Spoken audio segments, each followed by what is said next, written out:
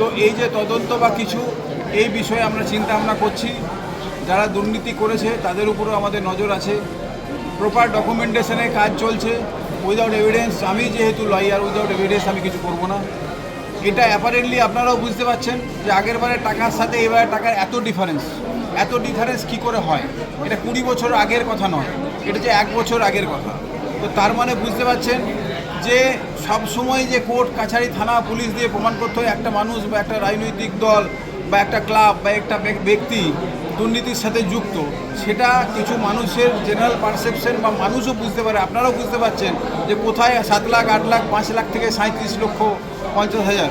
তো সেখানে এই যে বড় অ্যামাউন্টের কাটমানি, এই যে কাটমানি খাওয়ার যারা প্রবণতা এতদিন ধরে ছিল, আর সেই কাটমানিটা খেয়েছে বলেই আজকে মানুষ তাদেরকে কেটে ফেলে দিয়েছে। তো আজকে মানুষ বিচার করেছে। ভবিষ্যতে রাজনৈতিকভাবে প্রশাসনিকভাবে আমরাও তাদের বিচার করব, ছেড়ে কথা বলার কোনো জায়গা নেই। যারা দুর্নীতি করেছেন সেই দুর্নীতিগ্রস্ত লোককে খুঁজে বের করা হবে, তারও প্রক্রিয়া চলছে, আস্তে আস্তে জানতে পারবেন।